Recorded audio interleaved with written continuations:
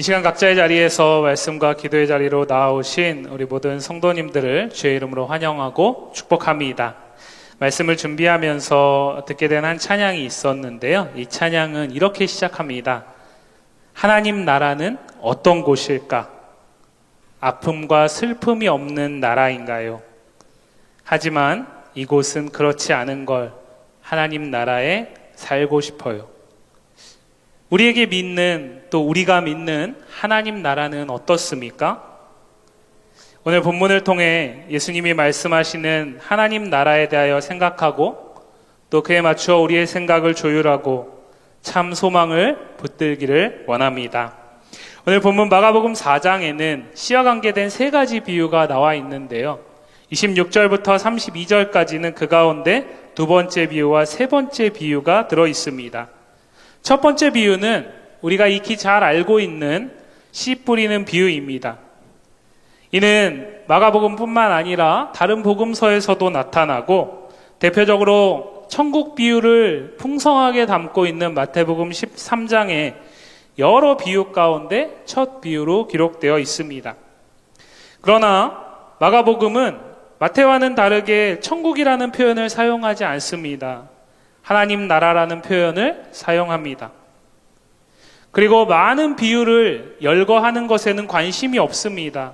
그보다는 많은 비유 가운데 특별히 몇 가지를 취사 선택해서 이 비유를 통해서 무엇인가 분명히 말하고자 하는 의도가 있다라는 사실을 드러내고 있습니다. 그 가운데 마가는 오늘 4장에 씨와 관계되어 있는 세 가지 비유를 기록하고 있고 이 세 가지 비유는 서로 연관지어서 이해할 때에 바른 이해가 가능한 것입니다. 예수님은 수많은 무리들에게 먼저 씨 뿌리는 비유를 말씀하셨습니다. 많은 무리들이 있을 때 씨 뿌리는 비유를 말씀하셨습니다. 그러나 그 비유에 대한 설명은 예수님이 홀로 계실 때 함께 있던 제자들에게만 풀어주셨습니다. 마가는 그 이유를 무엇이라고 말하냐면 4장 13절 말씀을 보시면 두 가지의 이유가 있는데 하나는 다른 복음서에서도 이야기하는 이유이고 마가가 이야기하고 있는 한 가지의 이유가 있는데 그것은 이 비유를 알지 못하면 또 다른 비유, 이어지는 비유를 알 수 없기 때문이다라고 이야기를 하고 있습니다. 씨 뿌리는 비유를 예수님께서 제자들에게만 설명하시는 것 그리고 이 비유 이후에 이어지는 비유들은 무리들에게 주시는 것이 아니라 그 씨 뿌리는 비유를 이해했던 제자들에게만 주어지고 있다라는 사실이 마가복음 4장의 비유가 마태복음과 다른 복음서에 나오는 씨 뿌리는 비유와는 차이가 있다라는 거죠. 먼저 예수님이 이 씨 뿌리는 비유에 대한 설명을 제자들에게 풀어주셨을 때, 듣게 하셨을 때 제자들은 어떤 생각을 하게 되었을지 한번 생각해 보면 두 가지 정도를 생각했을 것 같습니다. 하나는 긍정적으로 받아들여서 말씀을, 씨가 되는 말씀을 듣고 받을 때에 놀랍고 풍성한 결실을 맺을 수 있다라는 거죠.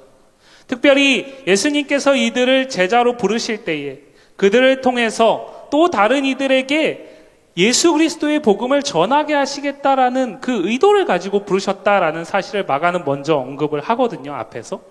그렇기 때문에 이것은 이제 제자들이 감당하는 이 사명은 이 씨되는 복음을 전하는 이 사명은 놀랍고 풍성한 결실을 기대할 수 있는 일이다라는 사실을 깨닫고 고무되었을 것입니다. 그와는 반대로 부정적으로 받아들인 이들은 어떻게 이해했을까요? 아무리 내가 씨가 되는 복음을 들고 가서 뿌린다고 하여도 그 씨를 받아들이는 사람들이 누구냐에 따라서 내가 뿌리는 수고가 헛될 수도 있고 내 열심과는 무관하게 무용지물이 될 수 있다는 사실에 낭망했을 수 있을 것입니다. 이렇게 밭에 온갖 마음이 빼앗겨 있는 이 제자들에게 예수님은 오늘 본문에 나오는 두 번째 비유를 가르치십니다. 26절부터 28절까지 말씀인데요. 같이 한번 읽어보겠습니다. 시작. 또 이르시되 하나님의 나라는 사람이 씨를 땅에 뿌림과 같으니 그가 밤낮 자고 깨고 하는 중에 씨가 나서 자라되 어떻게 그리 되는지를 알지 못하느니라. 땅이 스스로 열매를 맺되 처음에는 싹이요 다음에는 이삭이요 그 다음에는 이삭의 충실한 곡식이라. 이 두 번째 비유에서 주목할 것은 사람이 땅에 뿌린 씨가 자란다는 것입니다. 첫 번째 비유는 무엇에 주목하게 했습니까? 그 씨가 뿌려지는 땅에 주목하게 했는데, 이 두 번째 비유는 그 씨가 뿌려지는 땅에 씨가 뿌려지고 나면 그것이 반드시 자란다라는 거죠. 농사를 지어보신 분들이나 아니면 집 앞에 작은 텃밭만 가꾸어 보신 분들도 아시겠지만, 씨를 뿌리고 나서 그냥 가만히 뿌린 자가 있지 않습니다. 때에 따라서, 절차에 따라서 정해진 수고를 감당해 나가죠. 그러나 오늘 비유에서는 그 뿌린 자의 수고는 배제되어 있습니다. 의도적으로 나타내지 않습니다.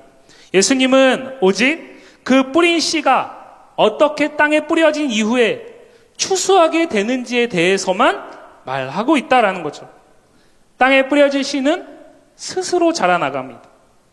땅에 뿌려진 씨가 스스로 자라고 싹이 나고 더 자라서 이삭이 맺히고, 그리고 그러한 이삭들이 주렁주렁 달린 곡식이 될 때에 비로소 추수의 때가 이르게 되고, 그때에 비로소 뿌린 자는 낫을 들어서 거두는 일만 할 수 있을 뿐입니다. 씨를 뿌린 자는 그가 어떻게 자라서 추수할 때까지 과정을 이해하지도 못하고 알지도 못합니다. 그 질서, 그것을 가능하게 하는 힘도 도무지 알지 못하죠. 그가 할 수 있는 것은 단 두 가지. 밤낮 자고 깨는 하루하루를 사는 것과 추수 때가 되었을 때 거두는 것 뿐입니다. 28절 말씀을 다시 보시면 씨가 뿌려진 땅이 스스로 이 모든 일을 행하고 있습니다. 그리고 스스로 행할 뿐만 아니라 때에 따라 질서 있게 자라갑니다. 단계를 거쳐서 자라간다라는 거죠. 비유를 시작하면서 예수님은 하나님의 나라가 사람이 씨를 땅에 뿌리는 것과 같다라고 말씀하셨습니다. 오해하시면 안 되는 게, 뿌리는 사람이 아니라 그 씨를 뿌리는 행위에 하나님의 나라를 비유하고 있습니다. 농부는 누구나 씨를 뿌릴 때 풍성한 수확을 가져올 것을 기대하고 그 날인 추수를 꿈꿉니다. 그 날을 뿌리는 자가 알 수 없지만 분명히 그 날은 옵니다. 그렇다면 이 질서를 주관하셔서 씨를 자라게 하는 일, 그 능력은 어디에서 비롯된 것일까요? 또 이 일은 누가 하실까요? 본문 27절 말씀을 보시면 밤낮 자고 깨고 하는 중에 씨가 자란다 라고 말하고 있습니다. 여기서 밤낮 자고 깨는 것은 이 씨를 뿌린 자의 평범한 일상에 언제나 있는 삶의 모습입니다. 우리가 오늘 하루를 살아가면서도 저마다의 하루의 삶의 양태들은 다 다르죠. 그러나 밤이 오면 누구나 다 자고 그 잠에서 깨어나 새날이 오면 일어나는 것, 이것은 동일하죠. 마치 우리가 오늘 이 밤에 자고 내일 아침에 깨는 것과 같이 농부는 그 지극히 평범한 일상을 뿌린 이후에 감당해 나갑니다. 그러나 그 농부가 알지 못하는 게 있죠. 어떻게 밤에 잠든 이후에 다시 아침에 깨어날 수 있는지 농부는 스스로 알지 못합니다. 그리할 수 있는 능력의 근원이 어디에서 비롯됐는지도 모르죠. 왜 그런 질서를 따라야 되는지도 알지 못합니다. 오늘 비유에서 말하는 것처럼 씨가 뿌려진 후에 싹을 틔우고 자라서 이삭을 맺고 추수를 맡기까지 그 과정과 질서와 능력을 알 수 없는 것과 같이 말입니다.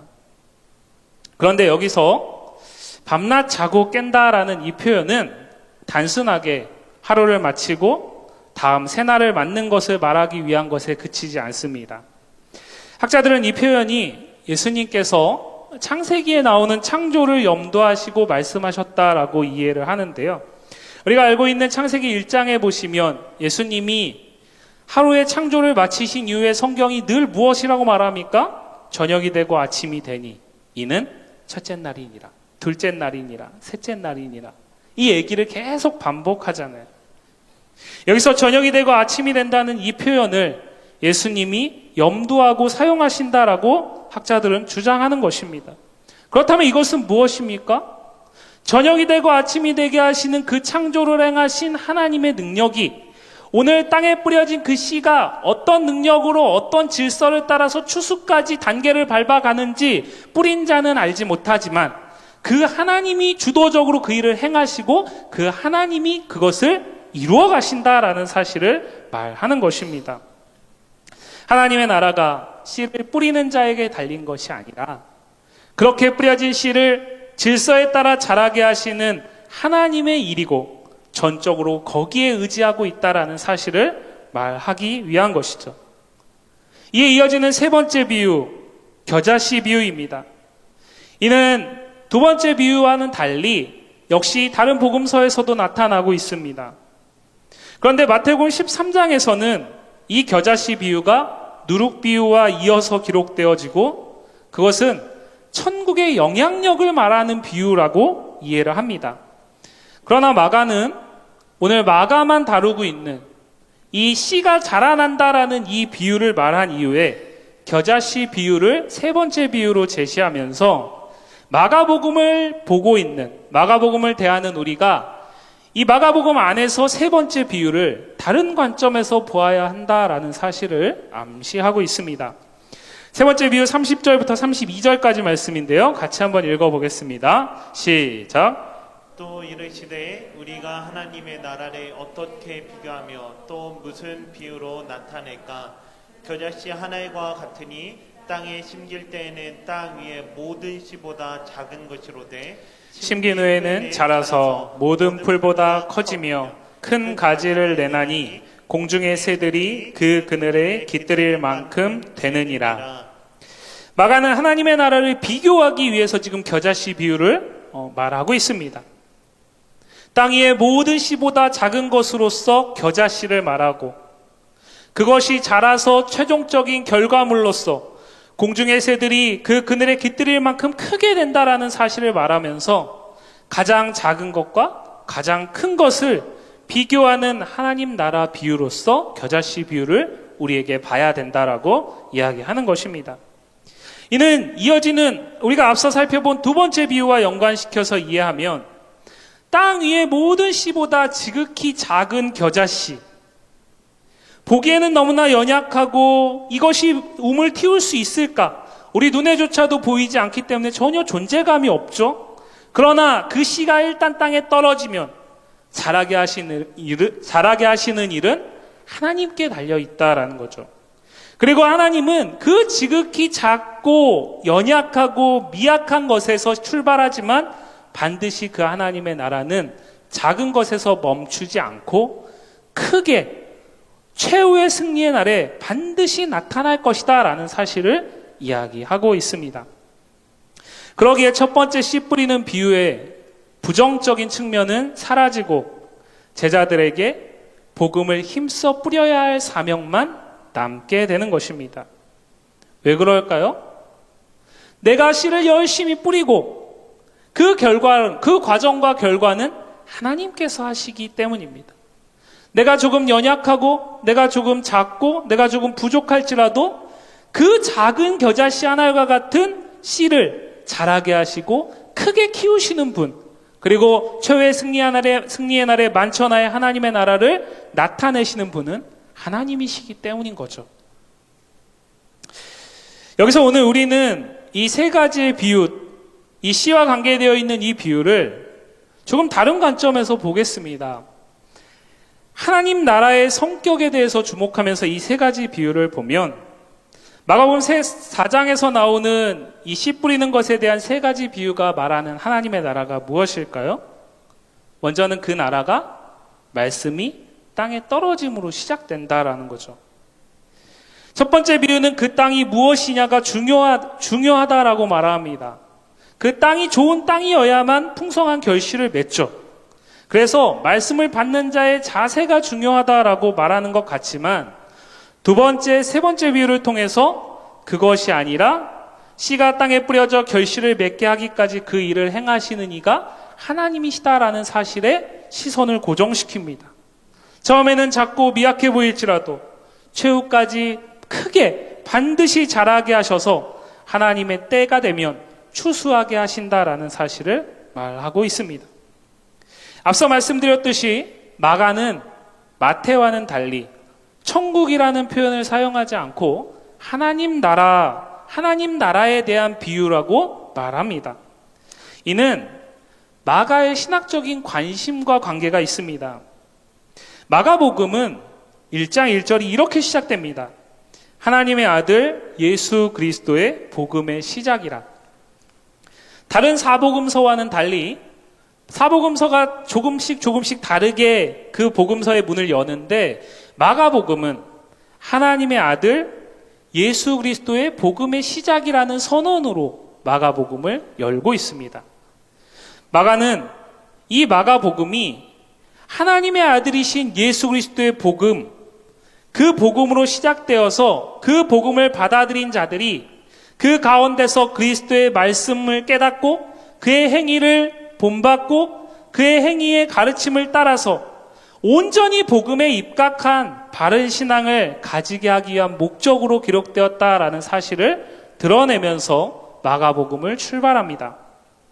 그리고 그가 오셔서 전하신 복음은 다른 것이 아니라 하나님의 나라, 복음이신 자신이 이 땅에 오셔서 시작된 하나님의 나라라고 선언합니다. 마가복음 1장 15절 말씀을 보실까요? 같이 읽습니다. 시작. 이르시되 때가 찼고 하나님의 나라가 가까이 왔으니 회개하고 복음을 믿으라 하시더라. 하나님의 나라는 어느 날 갑자기 뚝 떨어진 것이 아닙니다. 구약의 예언의 약속을 따라서 이 땅에 오신 메시아 되시는 예수 그리스도, 그를 통해서 시작되었고 그 복음 되시는 예수 그리스도를 믿는 자에게 임하는 것입니다. 그런데 구약의 약속을 따라 메시아를 기다리던 그 당시의 사람들이 기대하던 하나님의 나라와 실제 하나님이 이들에게 허락하신 하나님의 나라가 그 모습이 달랐다는 데 문제가 있습니다. 당시 이스라엘은 로마의 식민 지배 가운데 압제를 당하고 있었습니다. 그들은 다윗의 후손으로 오실 메시아를 기다렸습니다. 그 약속된 메시아가 오시면 다윗이 이루었던 그 놀랍고 위대한 왕국을 재건할 것이라고 확신했습니다. 그래서 그들이 기대했던 메시아는 누구입니까? 정치적으로 엄청난 권력을 가지고 있고 군사적으로 놀라운 힘을 가지고 있어서 로마로부터 이스라엘을 해방시켜줄 메시아를 기대했던 것이죠. 하지만 이 땅에 오신 메시아는 그들의 기대와 너무나 달랐습니다. 특히 마가복음 16장 전체를 구성함에 있어서 예수님이 예루살렘에서 행하신 행동과 가르침은 오직 십자가와 연관시켜서만 서술하고 있습니다. 그리고 전반부의 대부분의 내용은 갈릴리를 중심으로 예수님이 가르치신 말씀과 그 사역들을 배치하고 있습니다. 왜 그럴까요? 예루살렘에 비해서 너무나 초라하고 예루살렘에 비해서는 어떠한 역사도 나타나지 않을 것 같은 그 갈릴리에 오셔서 일을 행하시는 예수 그리스도, 그가 복음의 시작이라는 사실을 말하기 위함입니다. 그리고 그 사실을 받아들이고 그로 인해서 시작된 하나님의 나라를 신뢰하는 자에게 그 하나님의 나라가 임한다라는 사실을 말하기 위한 거죠.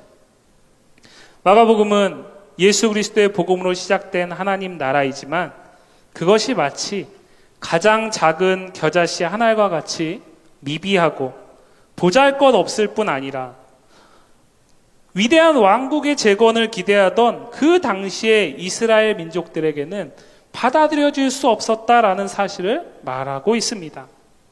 그러나 그들의 인정하건 인정하지 않건 하나님의 때를 따라 복음으로 시작된 이 하나님의 나라는 반드시 뿌려졌기 때문에 자랄 것이고 열매 맺을 것이고 완성될 것이다 라는 사실을 오늘 4장에 나와 있는 하나님의 나라 비유를 통해서 마가는 말하고 있습니다. 많은 사람들이 믿고 많은 사람들이 인정하는 곳에서 하나님의 나라가 시작되고 이루어지는 것이 아니라는 거죠. 그들이 생각하지 못하는 모습으로 오셨을지라도 그것이 하나님이 우리에게 제시하신 하나님의 나라라는 것을 받아들이고 그것을 시작하시는 그리스도의 복음을 믿고 그 복음에 입각한 삶으로서 하루하루를 살아가는 지극히 평범한 일상, 하루를 밤이 되면 자고 새로운 날이 되면 아침에 일어나는 지극히 평범한 그 일상 가운데 시작된 하나님의 나라, 그리고 우리 눈에 보이지 않지만 그 나라를 오늘도 자라게 하실 하나님을 신뢰하는 자들에게 하나님은 그들을 통해서 반드시 하나님의 나라를 드러내실 것이다 라는 사실을 말하고 있습니다. 예수님이 부르신 제자들도 마찬가지입니다. 예수님이 제자들을 부르셨습니다. 그리고 그들에게 예수님은 하나의 겨자씨로서 복음이신 자신을 그들의 마음밭에 심기셨죠. 그러나 그들은 우리가 알듯이 뛰어나지 않습니다. 당시 지도층에 있던 자들도 아니고 예수님이 부활하시고 승천하시기 전까지 예수님이 약속하신 성령이 임하여서 그들이 깨닫게 되기 전까지 그들은 이전에 숱하게 하나님의 나라에 대해서 들었지만 이 나라가 어떤 나라인지 온전히 알지 못했습니다. 그들은 그 하나님의 나라를 스스로 키울 수 없었다라는 것입니다. 그 하나님의 나라는 이런 것이고 그래서 이렇게 자라게 할 수 없었다라는 거죠. 그들의 상태를 보면, 그들의 모습을 보면 하나님의 나라는 요원하기만 합니다. 그러나 우리가 성경을 통해 보듯이 그들에게 시작된 하나님의 나라는 자라서 초대교회를 이루고 세계 방방곡곡에 그리스도가 하나님의 아들이심을, 이 복음을 믿는 모든 자들에게 임하였습니다. 그리고 지금 예배하는 우리에게도 같은 원리로 하나님의 나라는 임하였고 지금도 자라는 줄 믿습니다. 지금도 하나님 나라는 세상이 깜짝 놀랄, 누구나 인정할 만한 엄청난 능력과 권세로만 나타나지 않습니다. 오히려 하나님의 나라를 도무지 상상할 수 없다고 여기는 지극히 평범한 일상 속에서 전혀 영적인 것과는 거리가 멀어 보이는, 그러나 그를 믿는 자들의 삶 속에서 하나님의 나라는 지금도 자라고 있습니다. 그렇게 하나님의 나라는 그 말씀을 듣고 믿음으로 결실을 주실 것을 기대하는 이들을 통해 하나님의 질서를 따라 우리의 이해를 넘어서 때가 차기까지 자라고 완성될 것입니다. 우리는 그 질서를 알지 못합니다. 우리는 그 하나님의 나라를 자라게 하는데 아무 능력도 행할 수 없습니다. 그러나 하나님은 능히 행하십니다. 하나님은 그의 아들 예수 그리스도를 이 땅에 보내심으로 시작하신 이 복음을 믿는 자에게 하나님의 나라를 시작하시고 내버려 두시는 것이 아니라 그것이 자라게 하시고 반드시 완성시키시는 분이심을 오늘 말씀은 우리에게 보게 하는 것입니다. 코로나19 상황을 겪으며 우리는 전에는 상상하지 못했던 일들을 하루하루 겪고 있습니다.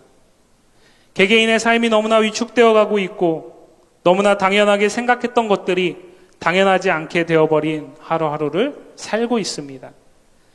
안타깝게도 이런 과정들을 겪으며 우리의 신앙이 세상에서 존중받지 못하는 것처럼 느끼는 때도 많이 있는 것 같습니다. 최근 한 설문조사의 결과는 이것이 그냥 우리의 느낌이 아니라 현실일 수 있다는 사실을 보여줍니다. 지난 6월 초에 한 기관에서 국민들의 종교에 대한 인식조사를 실시했습니다. 한국의 3대 종교, 가톨릭과 불교와 개신교에 대한 이미지 조사였습니다. 국민들이 그 종교를 어떤 이미지로 받아들이고 있느냐라는 거죠. 그런데 그 가운데 개신교, 교회만 부정적인 이미지가 급격하게 증가한 것으로 나타났습니다.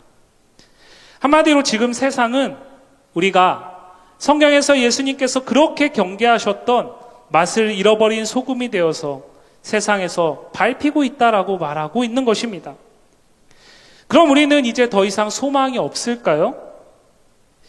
인간인 우리로서 볼 때에는 그렇다라고 생각할지 모르지만 우리 안에 하나님의 나라를 주시고 자라게 하시는 하나님의 관점에서는 결코 그렇지 않습니다. 그렇기에 먼저 우리가 바라던 하나님 나라가 오늘 성경이 우리에게 가르쳐주는 그 나라가 맞는지를 먼저 생각해 봐야 합니다. 성경은 하나님 나라가 언뜻 보기에는 아무 능력도 없고 눈에 보이지도 않는 전혀 존재감을 드러낼 수 없는 모습으로 시작하지만 추수 때까지 하나님의 질서를 따라 하나님이 주도적으로 성장시키시고 자라게 하시는 나라라고 분명하게 말합니다. 하나님 나라는 예수가 하나님의 아들 그리스도이심을 믿고 그를 믿는 자들에게 시작되고 주어진 나라임을 인정하면서 그의 뜻을 따라 살아가는 이의 삶의 면면을 통해 조금씩 이 세상 가운데 드러나고 결국에는 완성을 향해 나아가고 있다라고 말하고 있습니다.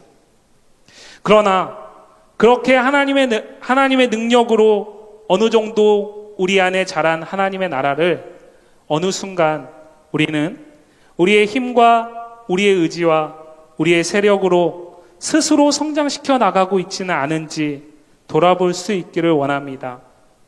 마치 그 나라를 세상의 권력을 잡고 군림하는 강력한 이스라엘 이 당시에 정치적이고 군사적인 혁명을 기대했던 그 리더의 존재 속에서 이룰 수 있다라고 생각하고 있지는 않은지 돌아볼 수 있기를 바랍니다. 아이러니하게도 이것은 당시 하나의 겨자씨로 이 땅에 던져지신 예수님을 믿음으로 시작되는 하나님 나라를 받아들이지 않고 자신들이 찾던 정치적이고 군사적인 메시아가 아니라는 이유로 결국 그를 십자가에 내어 던진 사람들이 걸어갔던 길은 아닌지 돌아봐야 합니다. 지금 우리는 성경이 우리에게 가르쳐 주시는 그 나라를 꿈꾸고 있는지, 우리가 스스로 자라게 할 수 있고 그렇게 이룰 수 있다라고 생각하는 나라를 꿈꾸고 있는지 말씀의 거울에 철저하게 비추고 돌이켜 회개해야 합니다. 그리고 다시 우리 안에 새 일을 행하실 하나님의 능력을, 그 나라를 자라게 하시고 완성시켜 나가실 하나님을 의지해야 합니다. 그러나 절망치 않고 소망을 붙들 수 있어야 합니다. 왜 그렇습니까? 그 나라를 시작하신 이가 하나님이시기 때문입니다. 그 나라를 자라게 하시는 이도 하나님이시기 때문입니다.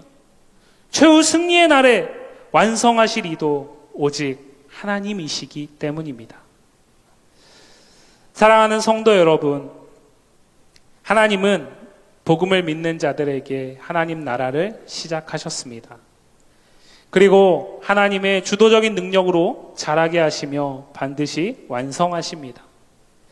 우리 안에 시작된 하나님 나라를 확신할 수 있기를 바랍니다. 나아가 그 나라를 자라게 하시고 완성하실 하나님을 기대하시기를 부탁드립니다. 지극히 작고 미약해 보이는 우리의 삶에 임한 하나님 나라를 누리며 말씀을 붙들고 그 말씀이 가르쳐 주시는 하나님의 나라를 완성하실 하나님을 기대하며 우리의 삶으로 그 나라의 일면을 보여주며 우리의 입술로 그 나라를 시작해 하는 복음을 전할 때에 우리는 그 하나님의 나라를 분명히 보게 될 것입니다. 지금도 작고 연약한 우리 안에 자라는 하나님 나라, 그러나 결코 무너지지 않고 반드시 완성될 하나님 나라, 그 하나님의 나라에 온전한 소망을 두게 될 것입니다. 서두에 말씀드렸던 찬양은 이렇게 이어집니다. 자막 보여주실까요? 하나님 나라는 이곳이란다. 여전히 아프고 슬픈 일이 있지만 행복과 기쁨이 여전히 있는 걸 우리가 하늘과 땅의 통로야. 이 땅에서 하늘 뜻을 품고 사는 자들, 믿음으로 하늘 뜻을 보여주는 자들, 보내어진 자리에서 동참하는 자들, 믿음으로 주님 보길 소망하는 자들, 하나님이 세상을 지으사 회복하고 통치하시니 주님이 이곳에 나타나 오시는 날 세상과 우리는 완전하게 변할 거야. 우리에게 약속된 이 하나님 나라를 소망하며 우리를 통해 세상을 완전하게 회복하실 그때를 기다리며 오늘도 믿음으로 하나님 나라를 살며 전하는 성도와 교회이기를 주님의 이름으로 간절히 소망합니다.